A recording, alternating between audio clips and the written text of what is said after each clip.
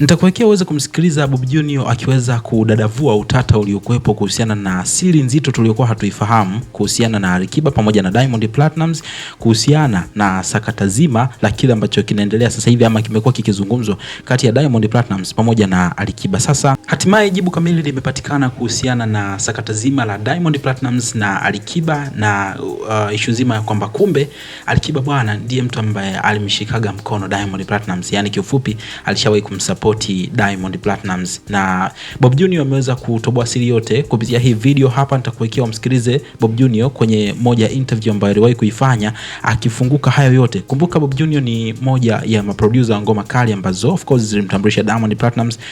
Ngoma inafahamika kwa jina la Kamwambie kipindi hicho, na ilikuwa ni ndani ya Shallow Battle Records. Sasa amezungumza kwa undani zaidi jinsi ambavyo Alikiba alihusika kwenye swala la hiyo record label, lakini pia mambo mengi zaidi ambayo ameweza kufunguka kuhusu Alikiba kuweza kusupporti muziki wa Diamond Platnumz kwa kipindi kama hicho hapo hivi. Nadhani hii hapa hivi ambao anazungumza Bob Junior hapa inaenda ku clear kila kitu, maswali mengi ambayo tulikuwa tunajiuliza, lakini pia ukweli ambao watu wengi tulikuwa hatujui. So nataka nikuwekee hapa msikilize Bob Junior jinsi ambavyo aliweza kuzungumza kwenye interview, alafu mwisho wa siku utakuja na majibu yako hapa kwenye sehemu ya comment ukituambia kwamba wewe maoni yako ni yapi hasa baada ya kufahamu huu ukweli ambao bila shaka wengi tulikuwa hatufahamu. Mimi naitwa Gabi Official na hii ni Bongo Vibe channel namba moja kwa ajili ya kuhakikisha kwamba nakusogezea updates zote hapa on time kabisa. Sasa bonyeza neno subscribe hapo chini hii video uwe wa kwanza kabisa kupata notification kwenye video zijazo, kisha msikilize Bob Junior hapa, alafu utakuja kutiririka na maoni yako. Alikiba, shukrani sana, ulinisaidia sana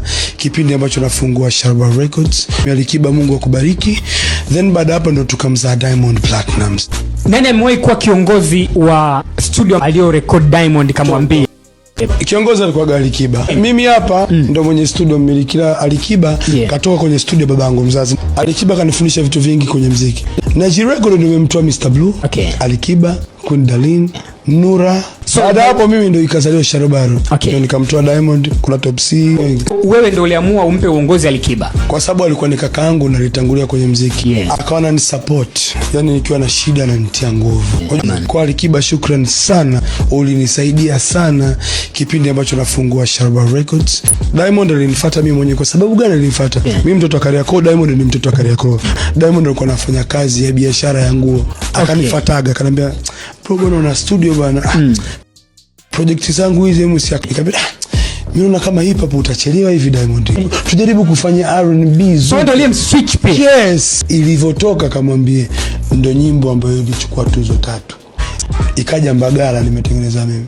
Ikaja Nitarejea pia nimetengeneza mimi. Ikaja Binadamu, sijui nalia na mengi. Album ya kwanza ya Diamond yote nimefanya mimi. Alinilipa track zote, ila Kamwambie alinipa kiasi fulani, alinipa milioni 10 mili album. Kwa sababu nilimfanya nyimbo 10. Kipindi hicho Diamond hana hela. Yeah man. Ana hela kiasi.